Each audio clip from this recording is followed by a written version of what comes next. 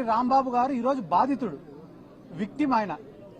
కానీ ఈరోజు బాధితుడిని రాజమండ్రి సెంట్రల్ జైల్లో పెట్టి ఎవరైతే నిందితులు ఉన్నారో, ఎవరైతే ఈ క్రైమ్ కు పాల్పడినారో, ఈ దాడికి పాల్పడినారో వాళ్ళందరూ స్టేషన్ బెయిల్ తీసుకొని ఇదే గుంటూరులో స్వేచ్ఛగా తిరుగుతున్నారు. అంబటి రాంబాబు గారి పైన దాదాపుగా 36 కేసులు పెట్టినారు. అంటే ఈ ప్రజాస్వామ్యాన్ని కూనీ చేయడమా కాదా అనేది రాష్ట్ర ప్రజలందరూ కూడా ఆలోచించుకోవాల్సినటువంటి అవసరం ఉంది. ఎందుకంటే అంబటి రాంబాబు గారు సామాన్యమైన వ్యక్తి కాదు. ఎందుకంటే ఆయన ఒక మాజీ ఎమ్మెల్యే, మాజీ మంత్రి, ఉమ్మడి రాష్ట్రంలో ఏపీఐఏసీ చైర్మన్ గా పనిచేసినారు, అనుభవం ఉన్న నాయకుడు. ఆయన వయసు కూడా దాదాపుగా 67 సంవత్సరాలు 70 సంవత్సరాలు ఉంది. ఒక సీనియర్ సిటిజన్ ఆయన. అటువంటి వ్యక్తి పైన ఇంత కక్ష సాధింపు ఉంటే ఇంకా ఈ రాష్ట్రంలో సామాన్యులకు భద్రత ఉందా లేదా అనేది ప్రతి ఒక్కరు కూడా ఆలోచించుకోవాల్సినటువంటి అవసరం ఉంది. ఎందుకంటే గాలిలో ఒకసారి ఎమ్మెల్యేగా గెలిచి ఆ తర్వాత 5 ఏళ్లకు ఎన్నికలకు కూడా కనపడకుండా పోయిన వాళ్ళు ఈ రాష్ట్రంలో చాలా మంది ఉన్నారు. కానీ అంబటి రాంబాబు గారు అట్లా కాదు. గెలిచినా ఓడిపోయినా ఒక పార్టీని, ఒక నాయకుడిని, ఒక సిద్ధాంతాన్ని, వైఎస్ఆర్ కుటుంబాన్ని నమ్ముకొని చిత్తశుద్దితో, కమిట్మెంట్ తో పనిచేసినటువంటి నాయకుడు అంబటి రాంబాబు గారు. నిన్న అసెంబ్లీలో ఆయన జైల్లో ఉన్నారు. ఆయన పైన 30 కేసులు పెట్టినారు. అయినా కూడా కడుపు మంట సాలలే వీళ్ళకందరికీ. నిన్న తెలుగుదేశం పార్టీ వాళ్ళు ఫీజు రియంబర్స్మెంట్ బకాయిలు ఏమైనారా అంటే సమాధానం లేదు. ఆరోగ్యశ్రీ సేవలు ఎందుకు ఆపేసినారా అంటే సమాధానం లేదు. 99 రూపాయలకే ప్రభుత్వ భూములన్నీ కూడా ఎందుకు ఇచ్చేస్తున్నారంటే సమాధానం లేదు. హోమ్ మినిస్టర్ ఏం మాట్లాడుతుంది వీటికి సమాధానం అడిగితే తెలుసా?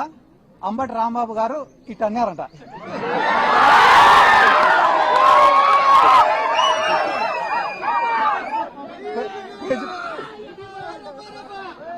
ప్రజలకు ఉపయోగపడే సమస్యలు 100 అడిగితే దానిలకు సమాధానం చెప్పకుండా అంబటి రాంబాబు గారు ఇట్ అన్నారు. అది దేనికి సంకేతం ఇస్తున్నాడు అంబటి రాంబాబు గారు అని అంటున్నారు. చెయ్యి అయినది, గడ్డం అయినది. అంటే ఈ రాష్ట్రంలో తెలుగుదేశం వాళ్ళు చేసేది ఏమరా అంటే మంచి సబ్జెక్టును అంతా పక్కకు దుబ్బేసి పనికి మాలినది ఒక్కటి పట్టుకుంటారు. ఈ రోజు వాళ్ళు ఏమనుకుంటున్నారు టీడీపీ వాళ్ళంటే అంబటి రాంబాబు గారిని ఇబ్బంది పెడుతున్నాం, బాధ పెడుతున్నామని అనుకుంటున్నారు. కానీ అంబటి రాంబాబు గారు ఏమనుకుంటున్నారు? నేను వైఎస్ఆర్ కాంగ్రెస్ పార్టీ కోసం పోరాడతానా, అందుకు నేను గర్వపడుతున్నా అనుకుంటున్నాడు. ఆయన అట్లా అనుకునే రోజులు మీరు ఆయనను బాధ పెట్టేది లేదు, ఆయనను పీకేది కూడా లేదని చెప్పి జీవితంలో ఎప్పుడైనా ఒకటి ఉంటుందన్నా. ఏంది రాది అంటే మనం చేసే తప్పులు మనకు చాలా చిన్నగా కనిపిస్తాయి, కానీ ప్రపంచానికి చాలా పెద్దగా కనిపిస్తాయి. అదే రకంగా మనం చేసే మంచి మనకు చాలా పెద్దగా కనిపిస్తుంది, కానీ ప్రపంచానికి చాలా చిన్నగా కనిపిస్తుంది. ఈ రోజు కూటమి ప్రభుత్వం యొక్క పరిస్థితి ఏమరా అంటే పొద్దున్న నుంచి రాత్రి వరకు చేసేటివన్నీ కూడా తప్పులే, అయినా కూడా వాళ్ళ కళ్ళకు అవి కనపడ్డంలే. తిరుమల లడ్డు విషయమే దీనికి ఉదాహరణ. వాళ్ళ దృష్టిలో తిరుమల లడ్డు అనేది చాలా చిన్న విషయం, కానీ అది చిన్న విషయం కాదన్నా. పోయి వీళ్ళు వెంకటేశ్వర స్వామితో పెట్టుకున్నారు, నామరూపాలు లేకుండా పోతారు అతి త్వరలో అని కూడా ఈ సందర్భంగా నేను తెలియజేస్తున్నా. మనసుతో ఆలోచించే వాళ్ళు, మనస్సాక్షితో ఆలోచించే వాళ్ళు, దైవభక్తి ఉండేవాళ్ళు, దేవుడిపైన నమ్మకం ఉన్నవాళ్ళు, జనసేన పార్టీలో కావచ్చు, తెలుగుదేశం పార్టీలో ఉండే వాళ్ళు కూడా 80% మంది ఈ లడ్డూకు సంబంధించి వాళ్ళు చేస్తున్న తప్పుడు ప్రచారాలను ఒప్పుకోవడం లే ఈరోజు. కాబట్టి అంబటి రాంబాబు గారిని ఏదో జైలుకు పంపించినంత మాత్రాన ఈ పోరాటం ఆగిపోతుంది, ఇంకా ఎవరు మాట్లాడరు అని అనుకోవడం వాళ్ళ అవివేకం. ఎందుకంటే అంబటి రాంబాబు గారికి జైలుకు పంపించిన రోజు నుంచి ఈ రోజు వరకు వైఎస్ఆర్ కాంగ్రెస్ పార్టీ మాట్లాడడం పక్కన పెట్టండి, మా మౌనిక గారే అద్భుతంగా మాట్లాడుతున్నారు, అనర్గళంగా మాట్లాడుతున్నారు, ధైర్యంగా మాట్లాడుతున్నారు. జరిగిన దాడి గురించి, జరిగిన అన్యాయం గురించి రాష్ట్ర ప్రజలకు స్పష్టంగా వివరించినారు మౌనిక గారు. నిజంగానే మీకు కూడా మా ప్రత్యేక అభినందనలు కూడా తెలియజేస్తున్నాక. ఎందుకంటే కన్నా మీరు యాక్టివ్ పాలిటిక్స్ లో లేకపోయినా కూడా ప్రజలకు అంత అర్థమయ్యే విధంగా చెప్పడం నిజంగానే చాలా సంతోషం. ఎందుకంటే 10 మంది ఆలోచింపజేసే విధంగా మీరు మాట్లాడినారు. మీరు మాట్లాడిన ఒక గొప్ప మాట ఏమరా అంటే రాళ్లు రువ్వుతున్నా, కత్తులు దూస్తున్నా, గోడల్లో నుంచి గుణపాలు దింపుతున్నా కూడా అంబటి రాంబాబు గారు భయపడలేదంటే ఆయనకు వ్యవస్థలపైన ఉండేటటువంటి నమ్మకం అని ఒక గొప్ప మాట మాట్లాడడం నిజంగానే మా అందరికీ చాలా సంతోషించదగిన విషయం అని చెప్పి సందర్భంగా తెలియజేసుకుంటూ, కానీ ఒక్క బాధ ఏమరా అంటే మీరు ఒక తప్పు కూడా మాట్లాడినారు. ఏం మాట్లాడినారు? ఆ తప్పు అంటే పవన్ కళ్యాణ్ ఇప్పటి వరకు స్పందించలే అని చెప్పి మాట్లాడినారు మీరు. జనసేన కార్యకర్తలను టీడీపీ వాళ్ళు ఎంటబడి కుక్కల్ని కొట్టినట్టు కొడితే కూడా ఆయన స్పందించలేక,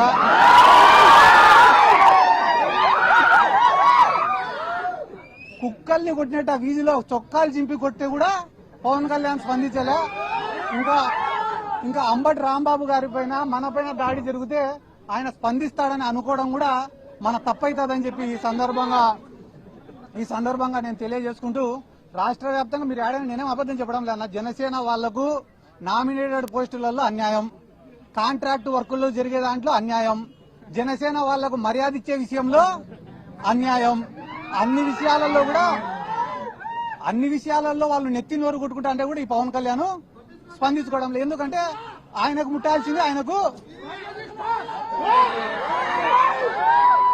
ఎందుకంటే ఆయనకు ముట్టాల్సింది ప్రతి నెల ముడతనే ఉంది కాబట్టి ఆయన ఏం స్పందించడంలే. కానీ మీకు అందరికీ అర్థమయ్యేలాగా చెప్పాలంటే ఒక విషయం చెప్తా, గుర్తుపెట్టుకోండి. చంద్రబాబు నాయుడు గారు ఈడ పవన్ కళ్యాణ్, లోకేష్ ఇద్దరు కూర్చొని ఉంటే 3 వస్తువులు ఇచ్చినాడంట పంచుకోమని చెప్పి. ఒక దుప్పటి ఇచ్చినాడంట, ఒక చెట్టు ఇచ్చినాడంట, 3వది ఒక ఆవుని ఇచ్చినాడంట. మీరిద్దరు పంచుకోండి రా ఆస్తులు అని చెప్పినాడంట. చెప్తేనే లోకేష్ ఏమన్నాడంట, అన్నా 2 నిమిషాలు అయిపోయినాక నీ ఇష్టం, 2 నిమిషాలు. లోకేష్ చెప్పినాడంట పవన్ కళ్యాణ్కి, అన్నా నీకు పంపకాలు సరిగ్గా రావు, నేను పంచుతా, న్యాయంగా పంచుతా ఇద్దరికి అని అంట. అన్న తర్వాత మొట్టమొదట దుప్పటి తీసుకున్నారంట. దుప్పటి తీసుకుంటే నారా లోకేష్ ఏం చెప్పాడంట, అన్నా న్యాయంగా పంచుకుందామన్నా ఈ దుప్పటి, దీన్ని పొద్దునంతా నువ్వు వాడుకో, రాత్రి అయితే నేను వాడుకుంటా అని అంట. ఆ న్యాయంగా పంచినావు తమ్ముడు అని చెప్పి దుప్పటి తీసుకున్నాడు పవన్ కళ్యాణ్. తీసుకున్న తర్వాత పొద్దున ఎండకు దాన్ని కప్పుకోలేకున్నాడంట, వేడి అయిపోతేనే సాయంత్రం అయితేనే లోకేష్కి ఇచ్చినాడు. పాపం లోకేష్ తెలివైనాడు కదా, చలికి బాగా కప్పుకొని పండుకున్నాడు. అంటే దుప్పటి లోకేష్కి ఉపయోగపడింది, చంద్రబాబుకు ఉపయోగపడలే. అయిపోయిన తర్వాత పవన్ కళ్యాణ్కి ఉపయోగపడలే. అయిపోయిన తర్వాత ఇద్దరు చెట్టుకాడికి పోయినారు. చెట్టుకాడికి పోతే మళ్ళా లోకేష్ వచ్చి, అన్న ఇది కూడా న్యాయంగా పంచుతానా, నేను అధర్మం పాటించాను అని చెప్పి, చెట్టు పై భాగం అంతా నేను తీసుకుంటా, కింది భాగం అంతా నువ్వు తీసుకోండి నాన్న అంట. అంటే చెట్టుకు నీళ్లు పోసేదంతా పవన్ కళ్యాణ్, వచ్చిన పండ్లు తినేదంతా లోకేష్. అయిపోయిన తర్వాత మళ్ళా 3వది ఆవు కాడికి పోయినారట. పోయి, అన్న ఇది కూడా నేను న్యాయంగా పంచుతానా, ఆవుకు ముందు భాగం అంతా నువ్వు తీసుకో, వెనక భాగం అంతా నేను తీసుకుంటా అని అంట. అంటే ఆవుకు రోజు నీళ్లు పోసేది, మేపేసేదంతా పవన్ కళ్యాణ్, వచ్చే పాలు పిండుకొని తినేది లోకేష్. ఈ రోజు జన సైనికుల పరిస్థితి ఏమరా అంటే, కూలీ చేసేది ఇల్లు, వచ్చిందంతా తినేది తెలుగు తమ్ముళ్ళు. కాబట్టి తెలుగుదేశం వాళ్ళకే, జనసేన వాళ్ళకే గతి లేనప్పుడు మన పైన దాడి పైన వీళ్ళు స్పందిస్తారు అనుకోవడం మన మూర్ఖత్వం. ఎందుకంటే చంద్రబాబు నాయుడు అనే వ్యక్తికి ఈ రాష్ట్రంలో ఎవడైనా ఏలెత్తి చూపించినా, ప్రశ్నించినా నచ్చదు. దాంట్లో భాగంగానే ఆ రోజు వంగవీటి మోహనరంగ గారు పోరాడుతున్నాడనే ఉద్దేశంతో, ఆయనను అంతమొందించాలనే ఉద్దేశంతో ఇదే తెలుగుదేశం పార్టీని కుట్ర చేసి ఆయన లేకుండా చేసినారు. అయిపోయిన తర్వాత కాపు సామాజిక వర్గం కోసం ముద్రగడ పద్మనాభం గారు అంత పెద్ద పోరాటం చేస్తే ఆయన కుటుంబ సభ్యులపైన దాడి చేసి అవమానించి ఆయన మనసును గాయపరిచేలా చేసింది కూడా ఇదే చంద్రబాబు నాయుడు గారి ప్రభుత్వమే. ఆ రోజు హైదరాబాద్ బషీర్బాగ్ లో విద్యుత్ ఛార్జీల పెరుగుదల పైన పేదవాళ్ళందరూ ఉద్యమానికి పోతే ఎట్లా ఉద్యమం చేస్తారని చెప్పి వాళ్ళపైన కాల్పులు చేసి చంపింది ఇదే చంద్రబాబు నాయుడు గారే. కాబట్టి ఈ రాష్ట్రంలో ఆయనకు ఎవరు కూడా ఎదురు తిరగకూడదు, ఎదురు మాట్లాడకూడదు. ఎవరైనా ఎదురు మాట్లాడితే ఎంత పెద్దవాళ్ళైనా లేదా పూర్తి మైనర్లైనా ఎవరిని కూడా వాళ్ళు ఇడిచిపెట్టారు, వాళ్ళపైన కక్ష సాధింపు చర్యలు చేస్తారు. అందరి జోలికి పోయినారన్నా ఏం బాధ లేదు, మేము తిరిగి వస్తాం, పోరాడతాం, జగన్ సార్ని ముఖ్యమంత్రిని చేసుకుంటాం.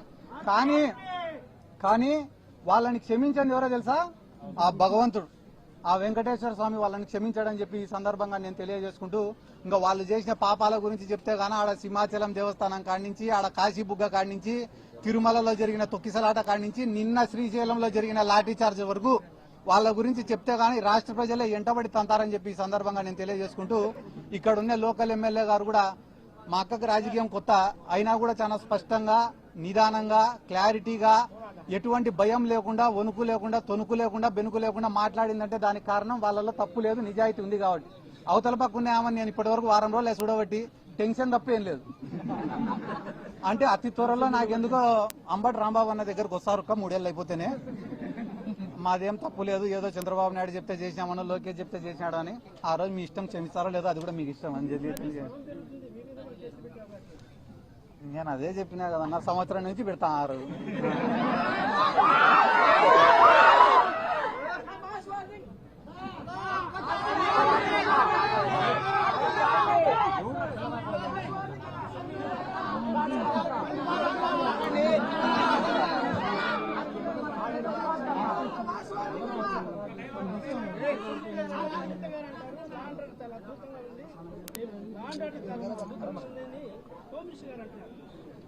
హోమ్ మినిస్టర్ గారు నిన్న అంబటి రాంబాబు గారిని ఎవరు తిట్టినారో సాక్ష్యాలు ఇవ్వండి, వాళ్ళని ఎత్తుకపోయి స్టేషన్లో వేసి సెల్లులో వేసి లాఠీని ఎత్తి వాళ్ళ కొడతామన్నారు. మళ్ళా ఆధారాలు మీ మీడియా వాళ్ళ కాడ ఉన్నాయా లేదా? అంబటి రాంబాబు గారిని తిట్టినట ఉన్నాయి కదా వీడియోలు, అవి ఆధారాలే కదా. మళ్ళీ ఆధారాలు లేవంటున్నారు. అదే రకంగా ఈరోజు రాష్ట్రంలో లా అండ్ ఆర్డర్ లేదు, వాళ్ళు ఏమంటారు? ఆటోమేటిక్ గా ఉంది అంటారు. కాబట్టి వాళ్ళు ఎస్ అంటే మీరు ఎస్ అనాలా, నో అంటే లేకుంటే నీ పైన నా పైన కేసు. అన్న దేవుని జోలికి పోయిన వాళ్ళకి ఎటువంటి శిక్ష అనేది ఇంకా అది చెప్పకూడదు అన్న. ఎందుకంటే కానీ దేనితోన్నా రాజకీయం చేయొచ్చు, కానీ దేవుడితో కానీ భక్తుల మనోభావాలతో కానీ చేయకూడదు. ఈ రోజు ఒక వెంకటేశ్వర స్వామి అంటే ఆంధ్ర రాష్ట్ర ప్రజలకో చిత్తూరు జిల్లా ప్రజలకో మాత్రమే సొంతమైనటువంటి స్వామి కాదు కదా. ప్రపంచ దేశాలలో ఉండే భక్తులు ఉన్నారు, హిందువులు అందరూ కూడా వెంకటేశ్వర స్వామిని ఎంతో పవిత్రంగా భావించి వస్తారు. ఒకవేళ నిజంగంటేనే దాంట్లో ఏదన్నా తప్పు జరిగినా కూడా చట్టం తన పని తను చేసుకుని పోవాలా తప్ప రాష్ట్రానికి పెద్ద దిక్కుగా ముఖ్యమంత్రి కుర్చీలో ఉన్న చంద్రబాబు నాయుడు గారు ఇన్నిసార్లు ప్రెస్ మీట్ పెట్టి దాంట్లో పందికోవనో, లేకుంటే గాన బాత్రూంలు కడిగే కెమికల్ ఉందనో, లేకుంటే గాన దాని యొక్క పవిత్రను తగ్గించే పని మాత్రం చెయ్యకూడదు. అది తప్పు. ఆ పని ఆయన పూనుకున్నాడంటే కేవలం ఇది రాజకీయ స్వార్థంతో చేస్తున్నాడు తప్ప దాంట్లో నిజం లేదని అర్థం.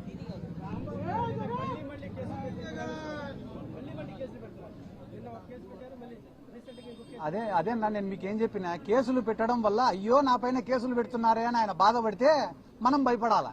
ఆయన కేసులు పెట్టే కొద్దీ నేను వైసీపీ కోసం పోరాడుతున్నా, నాకు ఇంతకన్నా గర్వం ఏముంది అనుకుంటున్నాడు. అంత వైసీపీ పైన అంత పిచ్చి అభిమానంతోనే వాళ్ళ పైన ఎన్ని కేసులు పెడితే ఏమవుతుంది?